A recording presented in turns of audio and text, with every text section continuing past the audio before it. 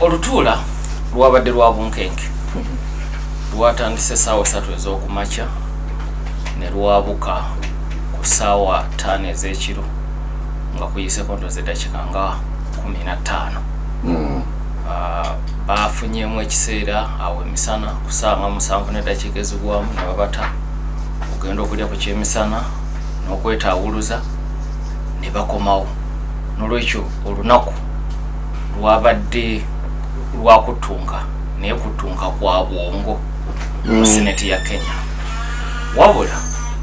ng'omuntu onoomusigira obulungi ekifaananyi ku kyabaddewo jjo oba ekyatandise jjo nga ne leero kigenda mu maaso. Kikulu okumuzaayo ku lunaku lw'okutaano lwa wiiki ewedde. Bwe twava wano ku lwokuna atuwuliriza namutegeeza nti Gachagua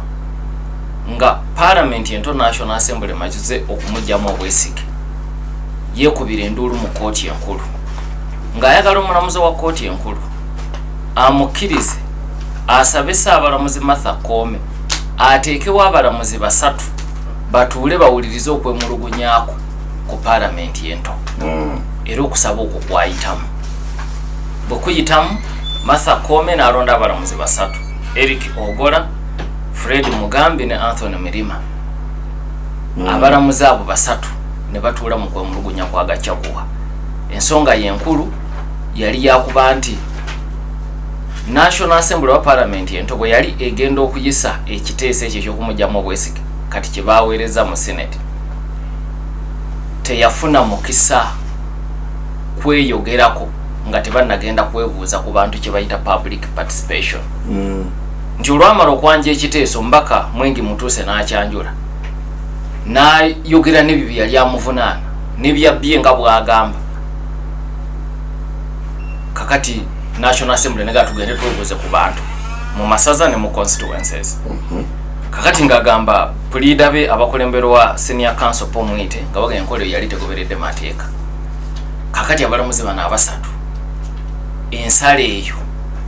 baagiwadde olunaku olw'eggulo ku makya ku ssaawa 2. Jjukira Senate ebadde egenda kutandika ssaawa 3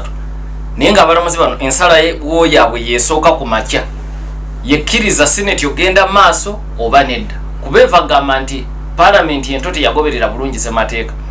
ate ensonga zandibadde tezigenda mu Senate kati gye ziri. So kakati Gachagua omusango gwe tegwayiseemu ku makya abalamuzi 3 ne baga nti ensonga z'oleese wano Senate yeziwulira bulungi olw'ensonga nti Senate okusinzira ku ssemateeka bwe betuula mu nsonga zino eyawukana ku National Assembly baagezaako koppa ekibeera mu America nga oyagala okujja obwesige mu president nti National Assembly mu America gye bayita House of Representatives yeeyisa buyisa kiteeso kati waggulu neeba court kye bayita impeachment trial kati ne Kenya eba impeachment trial. Kati abalamuzi 3 baategeeza Gachagua nti bw'otuuka mu Senate egenda kubeera court tegenda kubeera Senate eya bulijjo nga balina okugoberera buli kigobererwa mu kooti. N'olwekyo ensonga ezo zanjuleyo singa tomatira na ngeri gye basazeewo okukwemulugunyaako olwo ojja kukomawo wano naye kati tusobola ffe kuteebereza. Kakati Pomwite naga naye mututadde mu kiseera ekizibu nti singa bagenda maaso ne bamugyamu obwesige n'alonda n'omulala n'alayira kakati ffe tubeeraawo nga tuli eno mu kooti naye ng'ebintu byakyuka dda lwaki temumaliriza nsonga eno. Abalamuzi n'omugaa gwe tofaayo mwe mugende bwe biggwa nga tomatidde ensonga gye waleeta wano ng'olaba tekoleddwako olwo ojja kukomawo wano mu kooti enkulu kubanga bali ku nsonga ya kutaputa ssemateeka. Ky'olina okumanya Kenya okutaputa ssemateeka kutandikira mu kooti enkulu. Bano ekyabasabisa abalamuzi 3 nga bagamba nti omu ensonga eno yandimuzitowako katufune 3 kati bw'oba tomatidde n'olyoka ogenda mu kooti ejulirwamu n'olyoka ogenda mu kooti ensokolomu. Enkola y'e Kenya bwetyo bwekola. N'olwekyo kasita kooti yakkiriza Senate butereevu ebadde erina okutandika ku ssaawa 3 Speaker waayo Amason King olutuula ne lutandika. Ampuliriza mu lutuula luno nga lwakatandika bannamateeka ba Rigath Gachagua batandise na kwemulugunya era basabye bwe batuse wali bagenza okulaba nga banjula nga tiimu evunaana Gachagua egenda kulemberwa senior council je Musorengo omu ku bannamateeka abagondeevu ennyo mu Kenya abadde mu byobufuzi okumala emyaka 40 kuva myaka gy'ekinaana buli kisanja abaddeko ekifo ekironde mu kiseera kino ye gavana w'essaza ery'e Siaya musajja nnyo Odinga kati nga ku luno gwe baleese okulembera tiimu ey'oludda olugenda okuvunaana Gachagua. Kakati bannamateeka ba Gachagua ne baga nti nedda Gachagua mu kooti bapulire bakulembeddwa Paul Mwite gutwala ne wiiki ewedde musajja gwe nayogeddeko nti Kenya egenda okufuna obwetwaze nga ye pulida okugamba mu mulimu guno aluddemu ate ne mu parliament waali yaliwo ebisanja bisatu kugamba gino mizannyo gye gya bulijjo mutwala mu kooti n'omuleeta mu parliament emizannyo gye gya bulijjo kati senior council Paul Mwite yakulembedde ttiimu ya Gachagua ngiriko bannamateeka abalala abagondeevu okuli Ndegwa Njiru kwabadde Dr. Elisha Ongoya ne Tom Masharia ago gonna mannya manene nnyo mu nsonga ez'amateeka mu Kenya nti Orengo yabadde asigadde ne ttiimu ebaddewo okuva ku ntandikwa gye twayogerako wiiki ewedde nayo ttiimu yennyini era eriko bagondeevu Eric Gumbo, Ponya Modi, Dr. Musomi, Tiankolu, Peter Wanyama gonna mannya manene namateeka bagondeevu basomesa b'amateeka mu university ez'amaanyi Nairobi, Kabaraka n'awalala kakati naye ku luno ne basalawo gattako Orengo kati ensonga bannamateeka ba Gachagua gye bawadde bagyesigamiza ku ssemateeka nti ssemateeka ennyingo y'e2006 tekkiriza mukozi wa gavumenti yenna kukola mulimu omulala gwonna nga bagenda kumusasula era ne bawa ekyokulabirako nti emabega mu sineti awo wennyini waliwo omubaka wa parliament Silvana Sosoro yajja okuwolereza olukiiko lw'essaza ery'e Kisii nga lwagala sineti egobe Governor Robert Monda sineti n'emugaana omubaka wa parliament nawo nga nti oyina omulimu ng'omubaka ate tugenda kukola mulimu omulala atuula mu lukiiko oluto kati yali azza okulembera ababaka mu sineti mu ssaza ery'e Kisii okujja okulumiriza gavana kati nga bw'olaba oludda olw'Orengo bwe lwazza okulumiriza Gachagua kati nawali Silvanus yali akulembedde ababaka b'olukiiko olw'essaza Kisii bajje balumirize gavana agoba kuba sineti yegoba ba gavana yegoba ba president mu mutandika butandisi process mu masaza ne mu National Assembly kati maga nti ekyo kyakulabirako kikulu era ne kooti enfunda eziwerako zizze zigaana bannabyabufuzi okubeera mu misango egy'ekikabo ekityo kakati ensonga eyo Speaker Amason King nga ne munnamateeka yagiwuliriza naawe omukisa bali okuddamu ne baddamu n'agamba nja kuwa ensala oluvannyuma era ensala yagiwadde ku 8 nga bakomye okuva mu kyemisana naga naye nga bwe mulinda ensala yange kampite kiraaka wa parliament eno ba senate asome emisango bupya gye bavunaana Rigath Gachagua misango jukira giri 11 nga bwetwajogera wiiki ewedde ne buli gwe babadde basoma ne baleeta n'ensonga ezigwetooloolerako n'obujulizi kati kyatuta akaseera babadde bakasoma emisango ng'esatu Amason King jukira bwe bagusoma ne baleeta n'ebigugenderako bwe guba guggwa kiraaka n'abuuza omuwawaabiro ogukkiriza oba ogugaana nti ngugaana ogukkiriza oba ogugaana kati ku musango gw'okusatu Amason King n'alaba nga Gachagua akooye namugamba Deputy President Your Excellency osobola okudda wali katebe n'otuula ne basoma omusango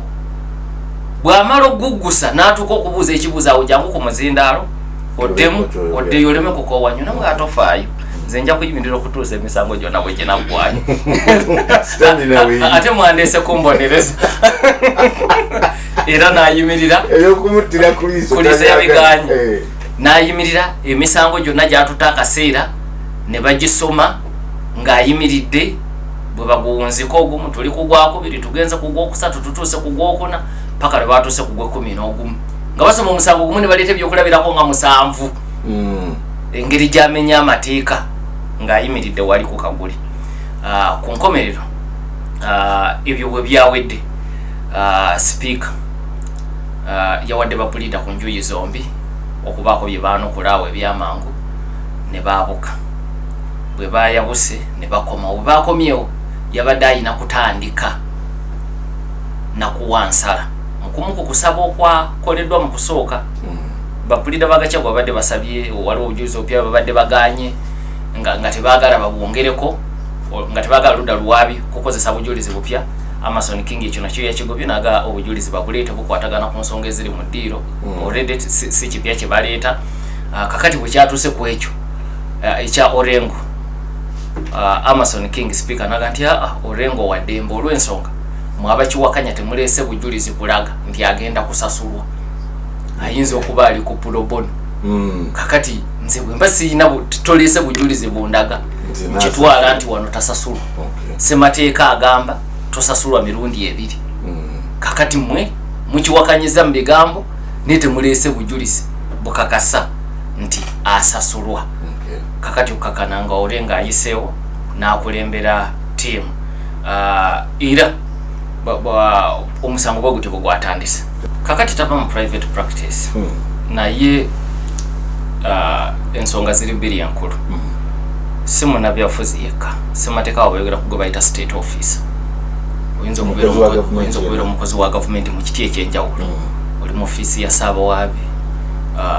oli muwandiisi nga ne oli munnamateeka mu kitongole kya gavumenti, oba ng'oli mbaka mu lukiiko lw'essaza oli gavana, oba oli mbaka mu sineti oba mbaka wa paalamenti. Eyogera ku state officer. Tekugaana kugenda mu kooti, naye kugaana mu ngeri bbiri. Bw'obanga okugenda ku mu kooti kulimu kye bayita conflict of interest, oba nga osasulwa emirundi ebiri. Koziri eza state officer eyosasulwa kati ate n'opata n'omulimu omulala gy'ogenda okusasulwa nga togenda mu kooti nti mpinga ayagala muwolereza agenda kusasula so kanga ate n'eri gavumenti ekusasula. Kitegeeza kati otandise okubakagana n'emirimu emirala n'oleka egyo gye weeya mukolo okumala emyaka 5. Wabula nakyo totuuka butuusi mu kooti omulamuzi n'akugoba. Sayidi eri bw'etakireeta ng'ogenda mu maaso. Sayidi eri nsobola kati kyetagisa bali ne beemulugunya. Era tulabyeko b'Orengo nga babagoba mu misango muyitirivu nti muvunaana MD wa kampuni bweti, naye ate bw'abeera mu kakiiko ka paalamenti n'asangayo Orengo kati bigenda kukola bitya ng'ate era wano ye pulida. Ne balaga conflict of interest. Kakati ku ky'omubaka gwe twogereko Silvana Sosolo baamugaana olw'ensonga ng'ayagala kukiikirira bakansala mu lukiiko olw'essaza gy'avanga MP South Mugirangu balumiriza ono gavana bwe batakwatagana mu byabufuzi. Sineti neega nti tekisoboka. Bafune pulida atalina kyekubira mu nsonga zino abakulembere. So tebamugobera ddala mu kukola bwa pulida, naye oyina okwewala embeera ezo kubanga zireeta ebizibu naddala mu byafaayo bya Kenya. Kyekyo lwaki bakigumiza mu ssemateeka waabwe wa 2010 emabega eri bannabyafuzi ng'ate bapulida baali beefuula kirala. So yengeri gyenyinza okuddamu ekibuuzo ekyo. Wafundikidde ku lutuula nga bwe lwatambudde. Mu nsonga kyenkulu abalumiriza Gachagua, saabalamuzi wabula abalumiriza Gachagua ze basizaako essira. Kakati era babadde batambulira mu misango 11 gye twayogerako. Naye waliyo bye baanokoddeyo, obujulizi bwe bayongedde okuggumiza, n'ensonga empya ezirambulula ezaleeteddwa James Orengo. Kubajjukira bali bapulida abalasi bapya bino babibaddemu ne mu National Assembly be baali bawabula omubaka Mwingi Mutuusi, era ne mu kooti wiiki ewedde be bagenda ku lwa paalamenti ya Kenya ento. Kati Orengo yabadde omupya. Ekisooka wabaddewo n'engeri y'akatemba nga batuuka bano Orengo ne ttiimu yaabwe baze na pick up namba ng'ejjudde ebibox bye baagala nti buno bwe bujulizi obugenda okusuula Rigath Gachagua ere box ne batikulemu kwemu n'ensawo zaabwe okujja okuyingira ekizimbe kya Senate laga nti buno bwonna bujulizi ku Gachagua ateekeddwa okugobwa ku bwa deputy president. Kakati Orengo nga kiriziddwa okulembera ttiimu eyamuwadde obuvunanyizibwa ku ssaawa envanyuma yasazeewo okutandika nga akuba ebituli mu karakita ya Gachagua ng'omuntu. Jukira Gachagua ataddewo agezezaako okuzimba ekifaananyi nti bano abamuyigganya bajjeeyo n'erinnya lya mukulu w'ende litu Gachagua ne balikozesa bubi. Era buli wabadde abeera nsabira omwoyo gwa mukulu wange omugenzi ansonyiwa okuyingira ebyobufuzi nandibadde simuleeta mu bino nga yafadda ebintu bwe bityo. Kati ekigendererwa kusika busaasizi okuva mu bagoberera enteekateeka eno yonna. Kati Orengo nga munnamateeka ate nga munnabyabufuzi n'amanya nti ekyo tulina okukikubamu ebituli tulage nti Gachagua tasaanye kusaasirwa nga tunagenda ku material facts naye tayina karakita. Kakati yawo kwe kutegeeza ababaka mu Senate ti omusajja oyo Gachagua gumulaba kumpi si muntu nga mukulu wa anaatera okufa yalinnya ennyonyi n'agenda e London n'amuwaliriza okukola ekiraamo ekigasa ye era yafunamu okusinga abalala bonna okusinga abakyala bo okusinga abaana naga nti era yatuuka leero enkeera ekiraamo ne kibagibwa ne kiteekebwako emikono naga nti yoyo Gachagua gwe twogerako wano naga nti ekirala omuntu awandiika ekiraamo kino amusanga ali mu kasenge ak'abayi ICU gyamusanga okumukozesa bino nti era awo we yatandikira n'okugjayo ssente ne ku lunaku lwennyini mukulu we lwafa e London likodi zikulaga nga ssente zitandise okutambula okuva ku akawunti ze era zizimu ku nsimbi Gachagua zakozeseza okugula ebyobugagga biyitirivu naga nti n'olwekyo ye omuntu ayagala okumusaasira wano bw'atyo bw'afaanana kye yakola mukulu we. Kakati wano omu ku balooya ba gundi yasituse ku balooya ba Gachagua ongoya naga nti ekisooka ebintu bingi byogera tebiriko bujulizi wano buli ku likodi byoli mu kwogera. Ekirala tuli mu muvunaana Gachagua byakoze mu myaka ebiri ebisaanyi okumugisa kubwa Deputy President. Kati tuli mu kuleeta bintu bya 2017 nga tetunamanya oba bituufu oba si bituufu byoyogera ne bya 2017 mu muvunaana bya myaka ebiri kati bya Deputy President kati yetutuuseyo tutya ongo yamubuuza naye Orengo yalemeddeko nti ekiraamo ekyo balina okukiteeka mu nkola abantu basatu nena bali ababiri banne ku kiraamo ekyo waliwo obwino omukalu nga beemulugunya ku ngeri gye yali atambuzaamu ssente okuzijja ku akawunti ne byazikolamu. Kati Orengo ngaga nti yoyo omuntu gwe tuwogerako wano olunaku olwaleero nti yanyagulula akawunti za mukulu w'omugenzi nderitu Gachagua. Ekirala kati awo ekigendererwa ekikulu kibadde kyakuba karakita ya Rigath Gachagua nti tetujja kusaasira lwa mukulu we yafu n'akulekera ebintu ebirabirira ate osaanye na kubwa mayinja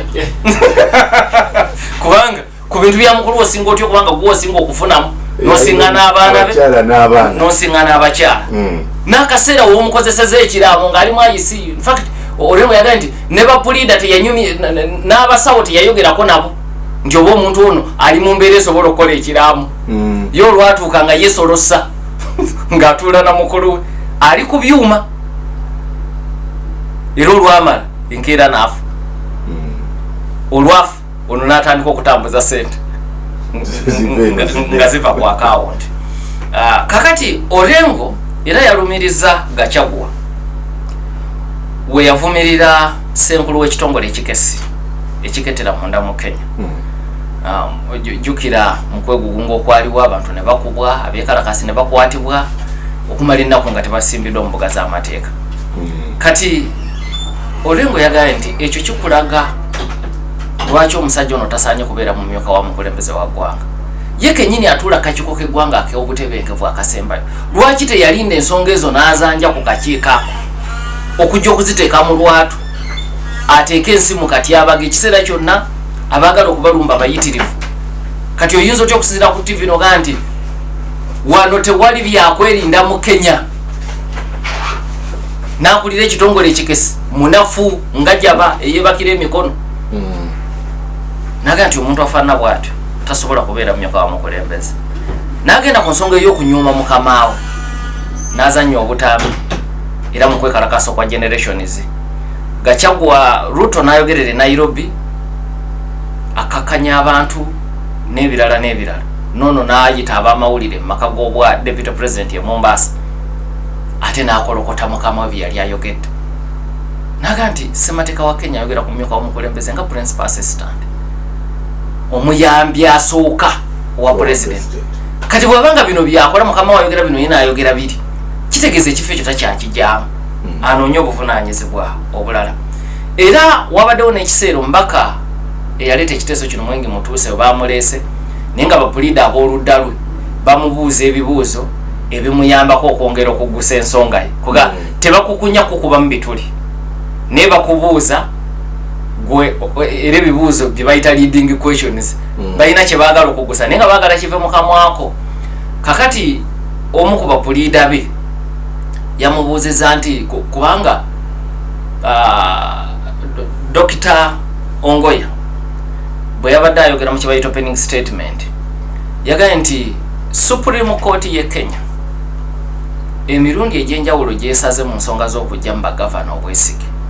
ezze ekikkaatiriza nti ensonga y'okujjamu omukulembeze ali ku ddaali ya gavana n'okudda waggulu si ya muzannyo nti mufunamu butakkaanyaawo nti agibwemu obwesige nsonga nkulu nnyo eyeetaaga okubanga ensobi z'amaanyi fact musango gwa Gideon Mbuvi bamuyite Michael Sonko yali gavana wa Nairobi abalamuzi ku Supreme Court bagamba noga nti for avoidance of doubt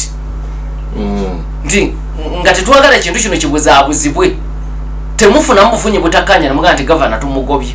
n'ebifo ebidda waggulu walina okubeerawo ensobi nga yasimba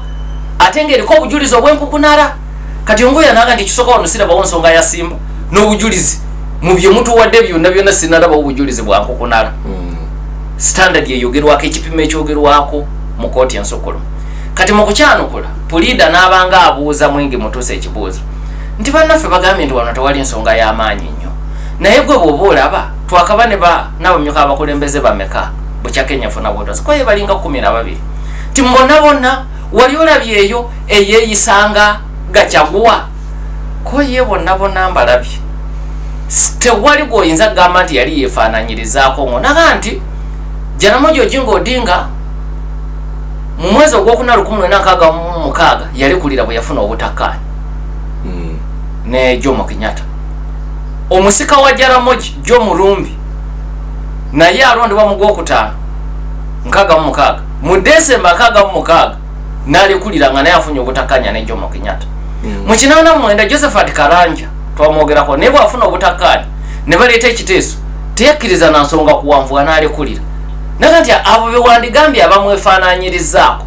naye nabo bakita mangu naye tewabeerangayo mu myuka wa mukulembeze ng'atambula constituency ku constituency ng'agamba eno gavumenti erina abaginenako emigabo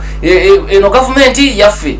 fe abacukuyu abakalenjini ffe twasinga okulonda naga nti ekyo si kya bulijjo nga Mwengi Mutuuse ekyo kyagomeza nti eyo ensobi ekwatagana ne Supreme Court kyeyogerako nti bw'omugeraageranya ku vice president abalala abaze babeerawo tewali yali yeeyisiza mu mbeera ya bugwenyufu nga Rigath Gachagua kakati ekirala ne baleeta n'ekyokulabirako era ng'ono yakubye n'ebirayiro Peterson Mukira omu ku bajulizi baabwe Peterson Mukira director wa company ya TM Civil Engineering Limited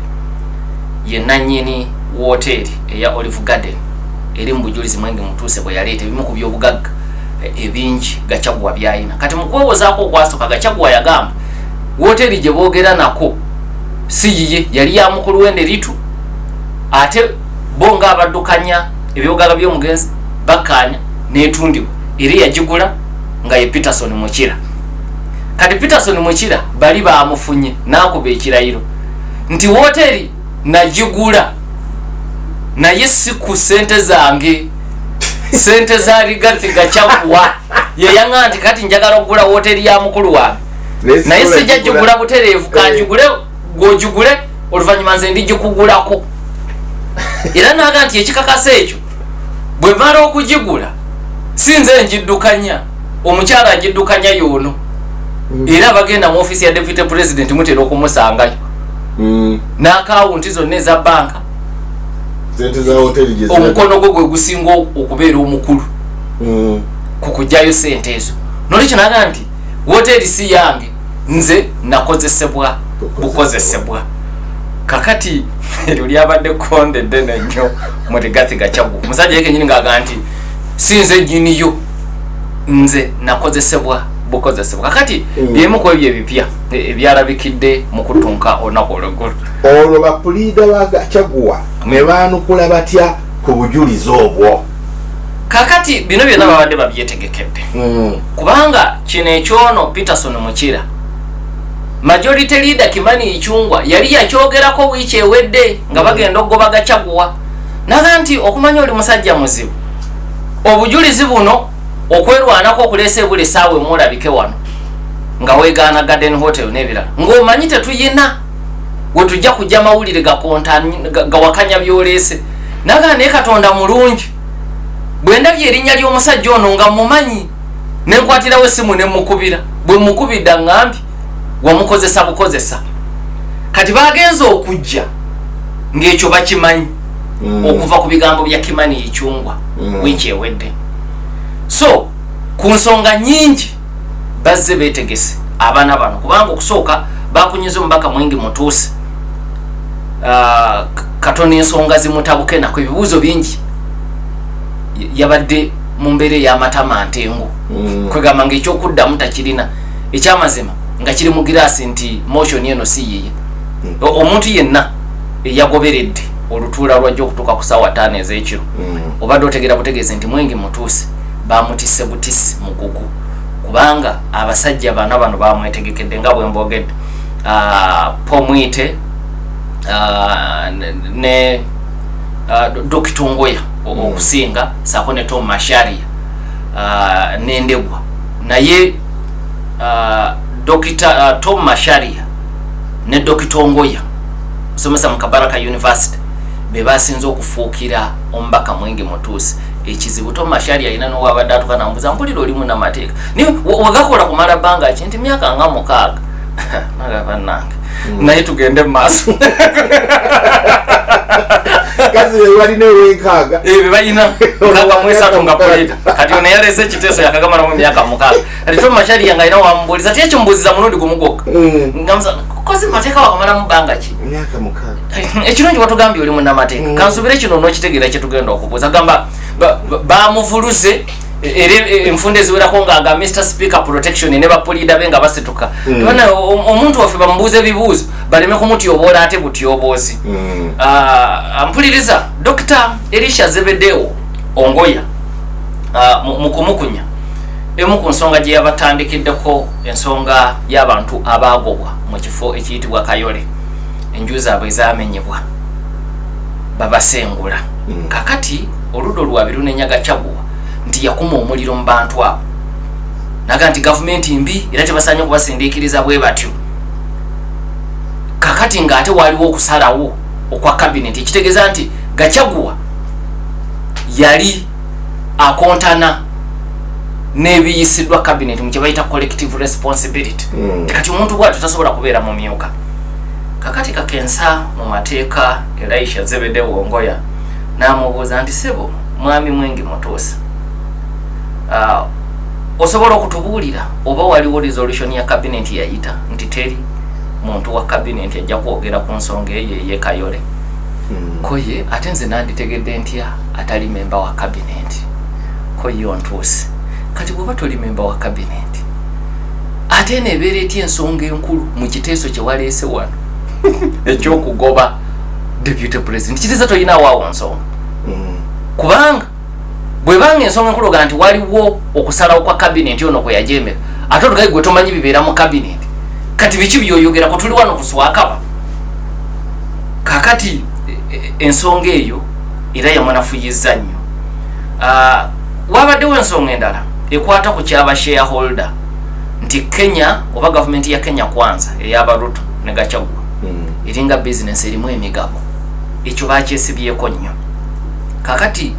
nti kireese okusosola mu mawanga kijja nakuleeta ekitta abantu ng'ekyali e Rwanda. Bantu bagenda nti egavumenti y'Abakalenjini n'Abakyukuyu tebantu bajja kujjayo ebiso. Kakati mu kukyanokola bapuliida ba wano Tom Masharia yaleese akatambi Karuto ng'ali musaze lye Muranga abo Bakyukuyu. Mu katambi nga Ruto agamba mwabe Muranga muyina kugabana nnyo kuba mwe bashareholder abakulu mu kintu kino. Kakati Masharia n'abuuza Mwenge Mutuusi nti ayogera mu katambi ako omumanyi nti ye William Ruto president wa Kenya nti ebigambo byayogedde nabyo biwulidde. Kakati mwe mugambye nti ono deputy ayina kubeera muyambi woli kati bw'atwala maaso ebigambo ebyo ate gufuuka omusango gw'omuleese wano ogumu ku misango 11. Mwe mugamba ajemera oli bw'ayogedde oli kyayogera ye n'akitambuza mu masaza gonna agamba sekate ga Kenya nti eno gavumenti eriko bannyiniyo ti ate asosodde mu mawanga. Ekyo gw'olaba kikola toswaza abantu abakukibokiikirira okuva ekibwezi West. Olowooza tebali mu kuswala kati nga bakola bagombaka waabwe mu parliament. Kakati era wabaddewo n'ensonga endala eya Gachagua okumunenya okukuma omuliro mu basuubuzi mu katale akayitibwa Wakulima market era baali basengulwa okutwalibwa mu kifo ekirala we baba bakolera. Gachagua n'abagendamu yayogera na mulu Kikuyu ekyo nakyo bakimuvunaanye nti ekifo ekyo kirimu abantu b'amawanga mayitirivu. Okwogera mu Lukikuyu n'otayogera mu Luswayiri olutegeerwa abala abangi tososola. Ekirala lwaki okuma omuliro mu bantu? Kakati bapuliida ba Gachagua ne bajjayo amaloboozi ga Gachagua ku nsonga eyo yennyini ng'ayogera n'abantu abo. Mu kwogera nabo Gachagua akatambi akazanyiddwa ng'asaba gavumenti okuwuliriza emiranga gy'abantu nti ne bwe bayakubasengula etuule nabe bawulirize ereme kubanga eri ku lutalo n'abantu ebyo si bye baasuubiza abantu. Kakati puliida n'abuuza Puliida Ongoya n'abuuza Mwenge Mutuusi, do you find anything offensive in that statement? Ti olyoga nti gavumenti ewuliriza abantu waliwo ekikwesisiwaza ko ye ate wali siina mutawaana gwonna mu nsonga eyo n'akiddamu njagala ombuulire ebigambo bino oba olina omutawaana naga siina mutawaana nabyo naye we yabyogerera oba oli awo yandibyogeredde mu cabinet kuba yayina n'omukisa ogenda mu cabinet nze omubaka wa parliament siina mukisa genda mu cabinet. N'amubuuza nti kirungi olimu n'amateeka njagala ombuulire etteeka limu erigaana deputy president Rigath Gachagua okwogera ebigambo ebinakuwalirako abo abali mu kuyigganyizibwa. Mpaayo limu lyokka Mwenge Mutuusi etteeka yalemeddwa okulyegera. Ne bagenda ku nsonga endala eya Olive Garden Hotel tugyogeddeko. Gachagua agigula naye ayitamu mu munne. Kakati bapuliida ba Gachagua era wano Dr. Ongowa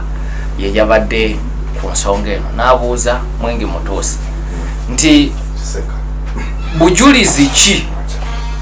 bw'oyina ku nsonga eno okuggyako ebigambo byo n'ebigambo bya musajja wammwe agamba nti Gachagua yamuyitamu agule wooteeri.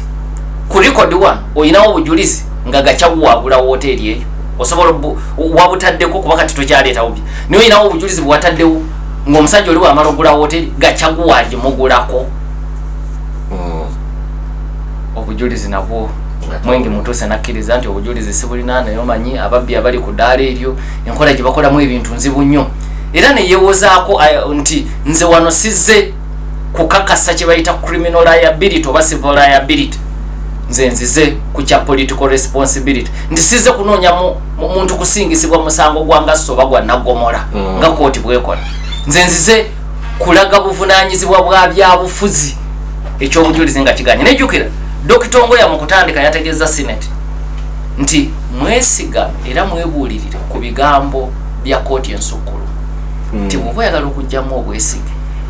eyina kuba nsonga ki? Eyina kuba nsonga nga yasimba ate ng'eriko obujulizi. Kati abuuza Mwenge Mutuusi kati obujulizi ku Olive Garden Hotel buliwa? Oyagala Senate yene etuule wano ekolere ku birooto byo nakuteeberezako? Fakti yagala nti oyagala Senate yene ekole ku your own imagination nti otebereza nti Gachagua yagamba omuntu gula hoteli bwomala nange olijenguza bamubuuza oba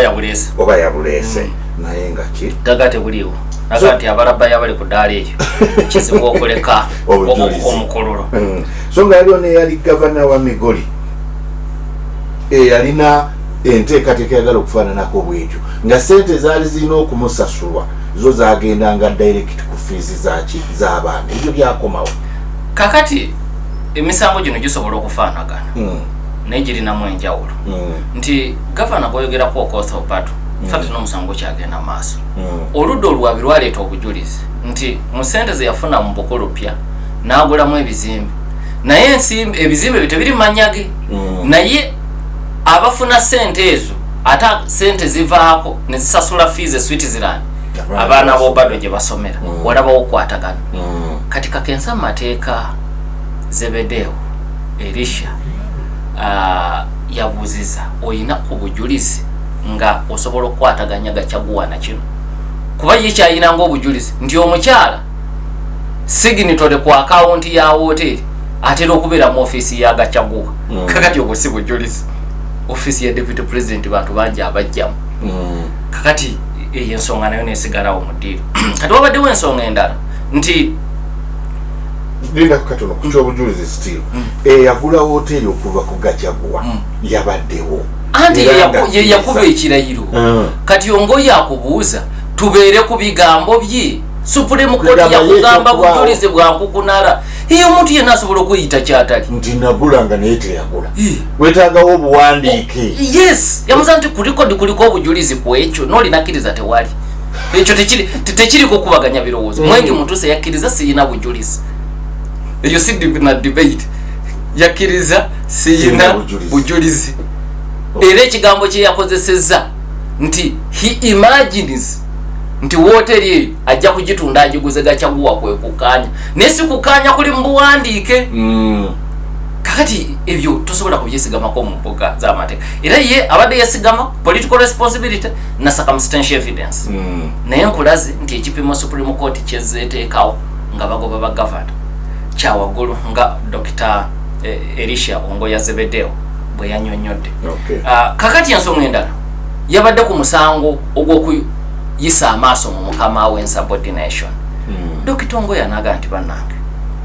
omuntu yekka asobola okugamba nti gundi anyooma yoyo supervisor n'abuuza mwingi mutuusa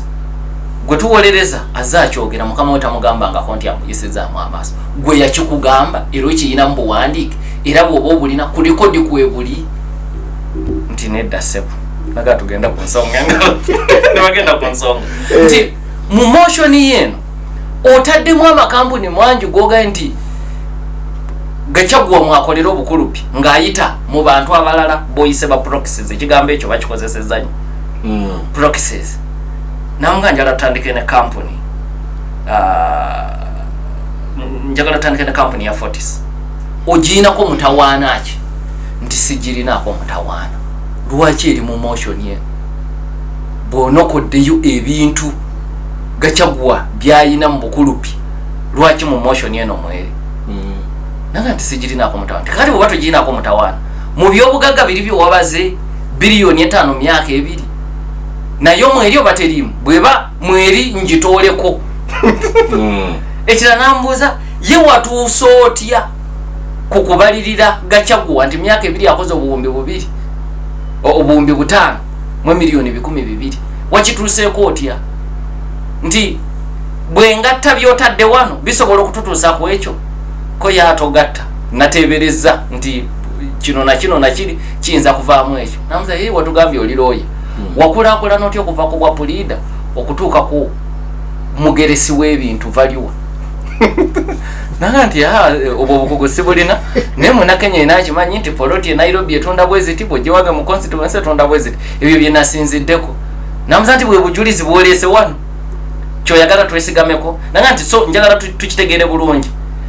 wano oyogedde muwendo oguli definite mu motion yo naye kati ate bwe nkubuuza oli mukwogera ku estimate tutwale ekiriwa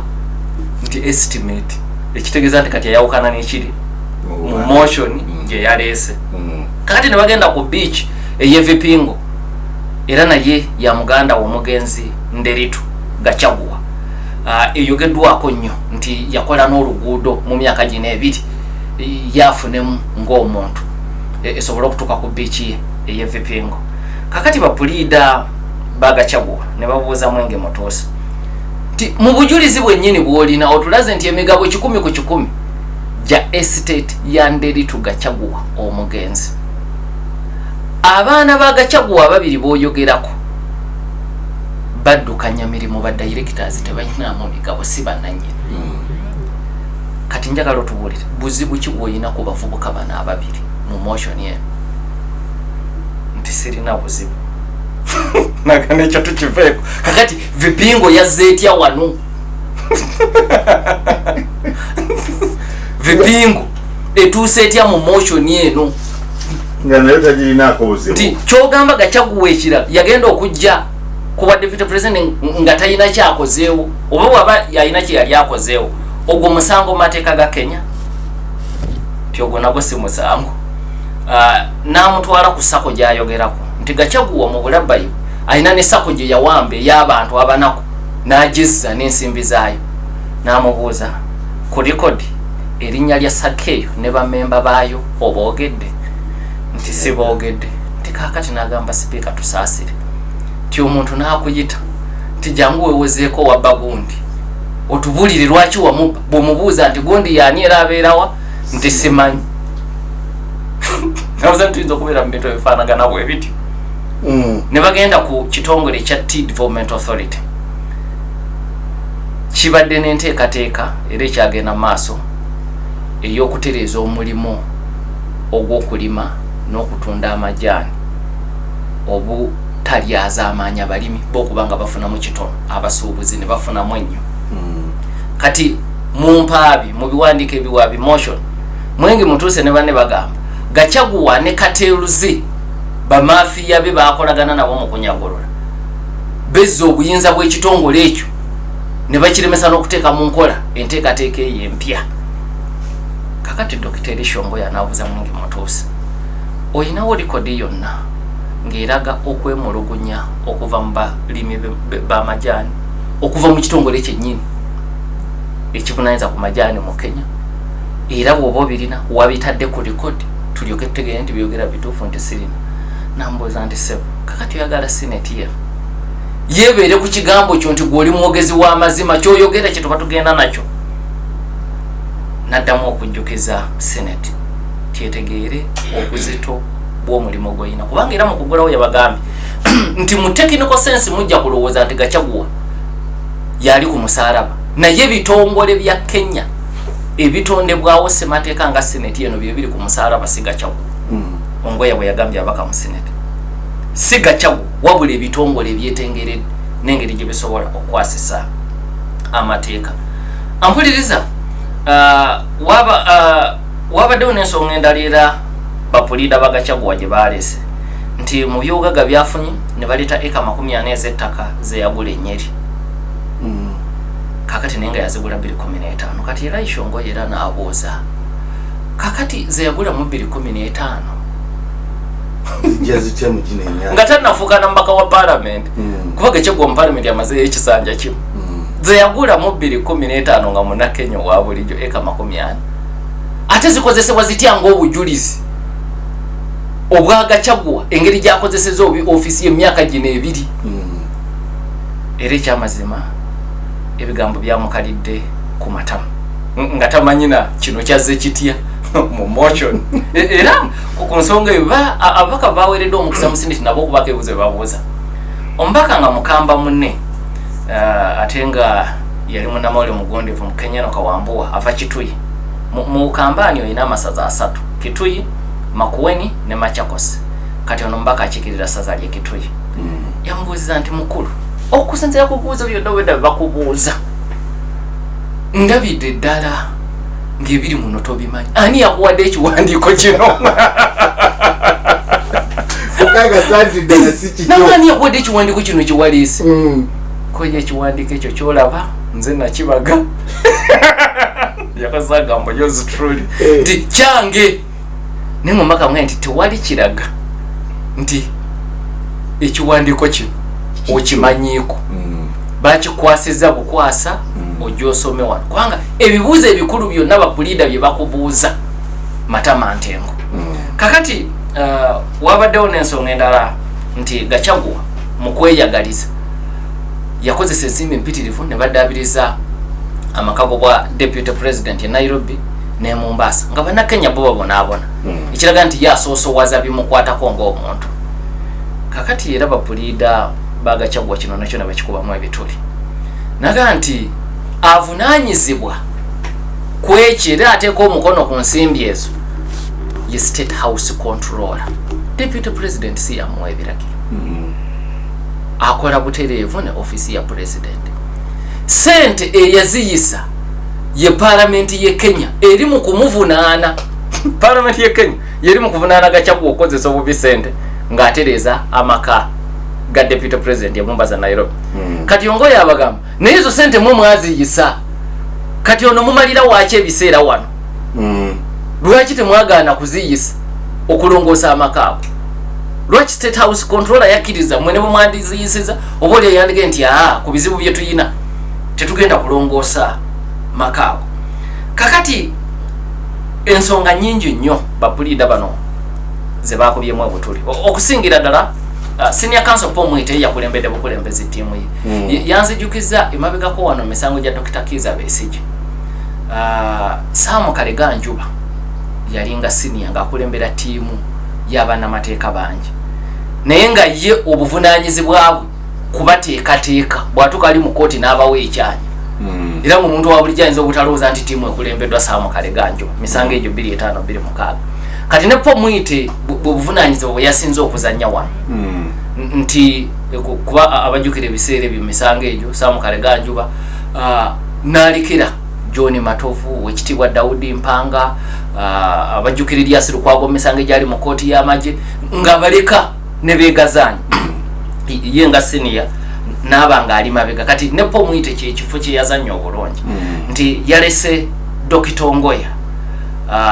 n'aleka Tom Masharia ne balyoka bakunya bulungi abajulizi era mumu ku bigambo bye ebikulu okuva wa Dr. Ongoya kugate teyayogedde bwogezi nga puliida manyi puliida wasoma amateeka n'okugakozesa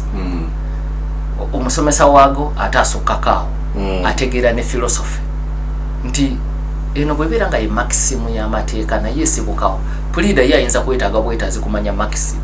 kugikozesa kuwamula musango musomesa waago atakako ebuziba okutegeera maximum esibukawo kati yazeeyo najjukiza parliament ng'omusomesa omukulu senior lecturer Kabaraka nti mujjukire nti ekigambo senate kiva mu bigambo by'Olulatini ebitegeeza omusajja omukulu ku kyalo timukimanyi era kyekyo lwaki mu parliament wano enkulu era okusaba kwaffe kuli nti ku nkomerero ya bino byonna mweyise ng'ennono y'omusajja omukulu bw'erina okufaanana ebirimbo kalebule n'okujubisa byonna mu bitunuulire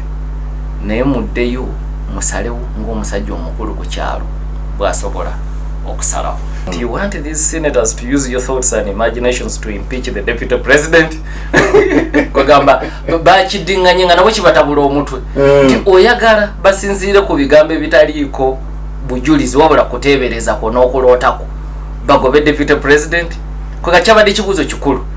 webale nnyo mwami bajja bayira okukikomyawo nti kyaba obukulu bwakyo ekirwaki bapuliida Gachagua babadde bakiddingana era ne bakuddiza n'ebigambo ebya kooti ensukkulumu mu musango gwa Senator Governor Gideon Mbuvi eyali owe Nairobi. Honorable Sewungu agambye nti ekibuuzo ky'omubaka Enoch Wambowa kimuseseza n'olubuto lukyamuluma ng'abuuza Mwingi Mutuusi oba ddala eno motion yiye oba bamutisse butisi. Bwe tudda ku kibuuzo kyo Amason King speak ensonga ne yagiwadde ennaku bbiri John leero era n'okuva ku ssaawa 3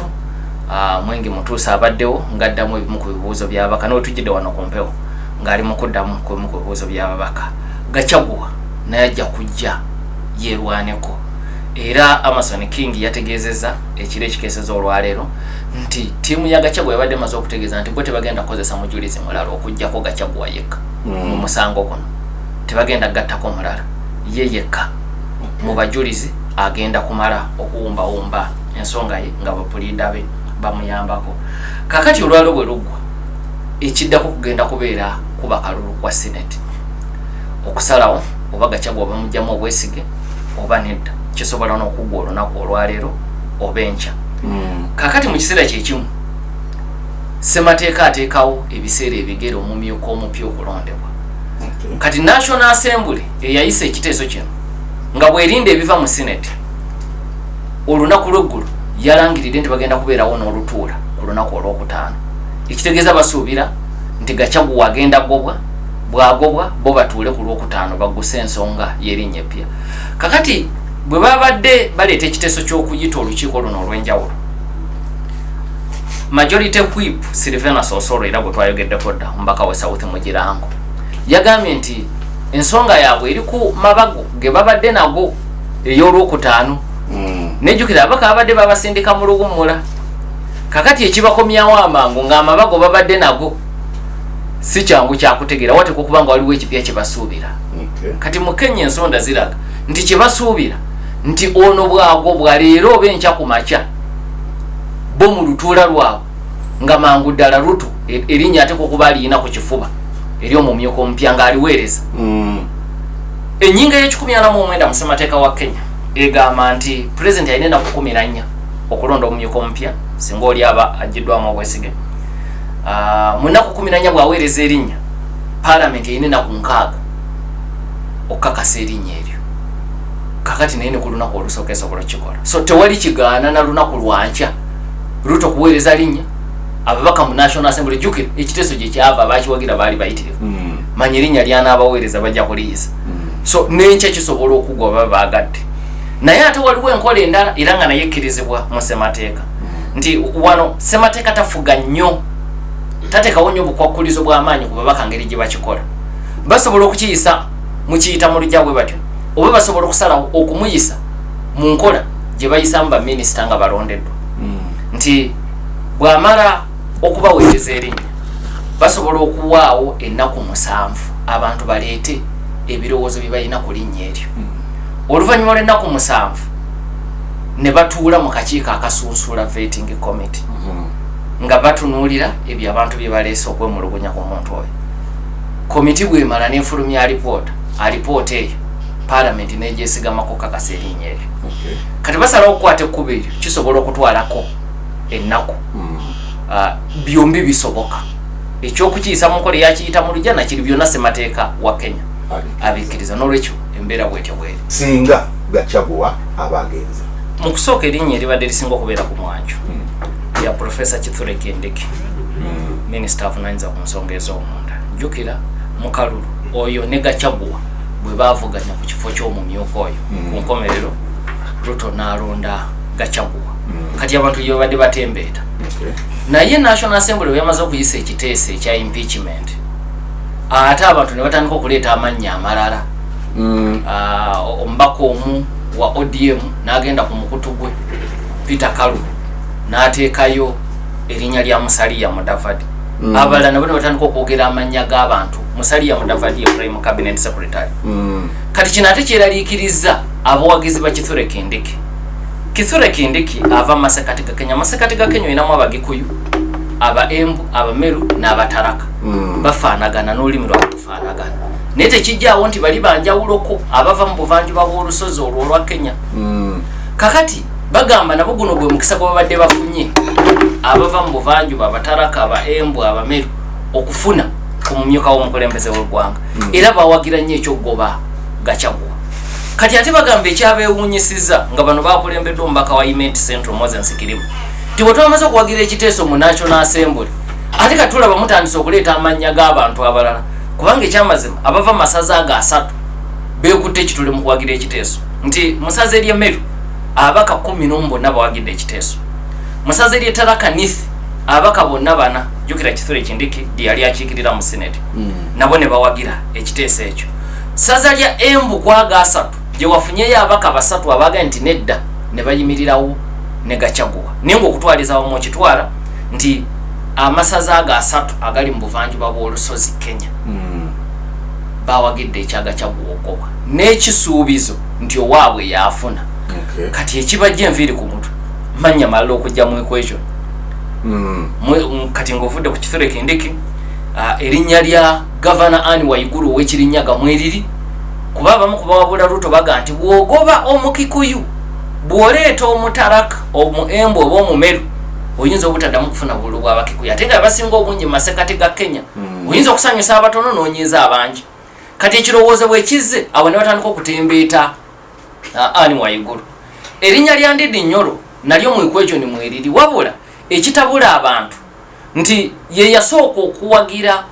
kaweefube w'okulwanyisa Gachagua era n'ateekamu n'ensimu empitirivu ne ku ssaawa envanyuma teyateeka mukono ku motion ne mu parliament teyaliyo nga babaka banne bamaze okulonda ogoba Gachagua ensi n'erinda abeeko byawandiika oba ku mutimbagano kuba munne Bobi Wine ye ataaliyo bwe yagenda ku mutimbagano n'agamba nze ndabye tebiri mu makulu ebiri mu parliament n'esigala mu constituency ono bwe yagenda ku mutimbagano okuwandiika yawaana university eya Jomo Kenyatta University waliwo alipoota eyafulumanga eraga nti Jomo Kenyatta yali esukkulumyeko mu kunoonyereza ku university ye Nairobi kati ye n'ateekako ebyo ng'awaana university era ngeno bw'ojja mukomeza mbuze naye mukulu tuyina ensonga enkulu mu ggwanga ng'ate gwe omu ku batunuuliddwa oyinza otya okubanga gwe oli mu bintu birala nnyo era teyaddamu naye omu ku bantu aboogerwako era abatunuuliddwa obuwagizi abulina ate n'ensimbi aziyina nga nkulu nnyo mu byobufuzi bya Kenya Ndidi Nyoro kati oyo bw'omuvaako Kimani Ichung'wah kennyini majority leader naye erinnya lye waliwo abalitembeeta yakola omulimu munene mu kugoba Gachagua mu National Assembly kakati amannya amapya abiri agayingiddemu mwe muli erya gavana w'e Nakuru Susan Kihika eryo pya lyakayingira mu kibalo kino bantu baga nti bw'omuleeta oyinza okugatta kubanga essaza lye ligatta Abakalenjini n'Abakikuyu ate ekirala mukyala kwegayinza okuba ebinyonyi bingi n'ejjinja limu kati abantu babadde bakyali awo erinnya eppya ne liyingira mu kibalo lyakakensa mu mateeka Dr. Irungu Kangata eryo terinaweza na wiiki nga liyingidde mu kibalo ate lize n'amaanyi bwe yavudde musaze gyakolanga gavana najje Nairobi nnaku bbiri ze tukubye amabega yasisinkanye ekibinja ky'ababaka abasoba mwana mu National Assembly Silvena Sosolo oli gwe njogeddeko majority whip ye yabakulembedde okumusisinkana jjukira abe balina okakasa erinnya jo yasisinkanye Raila Amolo Odinga era ne beekubya n'ebifaananyi n'ateeka n'obubaka ku Twitter nti tukanyiza ku nsonga enkulu ez'okutabaganya bannakenya cohesion jjukira ekigo bya Gachagua bagamba yawula mu bannakenya kati Irungu Kangata naye abamutunuulidde bangi ayina abawagizi nti ng'oggyeko okuba nti kakensa mu mateeka asomesa na mu Catholic University of Nairobi naye musajja eyeerwanyeeko okuva mu bunaku okutuuka gy'ali nti yayingira University ya Nairobi 2019 okusoma amateeka mu 1999 sorry mu mwaka gumu ng'afuuse omumyuka w'abakulembeze w'abayizi mu University of Nairobi n'akulembera okwekalakaasa okuwakanya gavumenti ya Moi bonna ne banne ne babagoba mu university kakati ne yegatta ku kisinde ky'opposition n'awagira omukago gwa NAAC Kibaki n'awangula naye n'awangula obwa kansala Muranga 2-3 Kibaki n'ayisa ekiragiro ekisonyiwa buli yagobwa e Nairobi ku mulembe gwa Moi ti wonna bw'oba okyali mwetegefu okuddamu okusoma komawo nsajja gwe baagoba mu 2000 oluvannyuma n'emyaka 3 n'akomawo n'addamu butokosi ye y'amateeka n'agisoma n'agimala n'asoma diguli ey'okubiri mu university y'emu n'asoma ne PhD mu university y'emu kati 2013 n'ajja mu constituency y'Ekihalo saza lye Muranga Ndidi Nyoro yennyini gy'ava n'avuganya okufuuka MOP era yakolayo ekisanja kimu kwe kuvaayo Ndidi Nyoro n'amusikira kati mu kuleeta Irungu Kangata wayinza okubeerawo olutalo lw'okulwanyisa Ndidi Nyoro olw'enneeyisaayo ku kiteeso kino kibatula nti ebibi bya ssaawa nvanyuma ebyobufuzi bya Kenya kibalo lunaku lumu lukyusa ebintu wakati ekireesa Kangata nga Ndidi Nyoro gwe gubadde omulamwa naye ye talina sente za ndidi nyolo naye aina amasannyalaze agakwatagana n'abantu naddala kaali nga mbyobufuzi yatandikira ku ddaala erisembayo okuba eri awansi era Osolo bwe yabadde amwogerako yagambye ono ye muntu gwe twetaaga abadde kansala abadde MP abadde senator abadde governor ate bwe mutwala mba intellectual nayo gyali kakensera akyasomesa yadde governor naye asomesa mu Catholic University of Catholic University of East Africa of East Africa ye Kenya so kati oyo ye mupya mu kibalo kino naye ku nkomerero byonna William Ruto yalina okusalawo ani agenda okubeera omumyuka omunaku 10 nyangona singa abagobedde singa Gachagua omugati gwa kumuvudde mu ngalo ayina gyasobola okwekubira enduulu abalamuzi bakimubuulidde ejjo nti kooti enkulu erina obuyinza okutunula mu nsonga ezibadde mu Senate kikirwaki bamugati tetwagala kutunula mu process kati nga nejogenda nayo kooti mu mateeka ga Kenya veyo bw'oba tomatidde jangu eno wemu komawo wano sebo kankusabe osibula abatuliriza awangalisa abasajja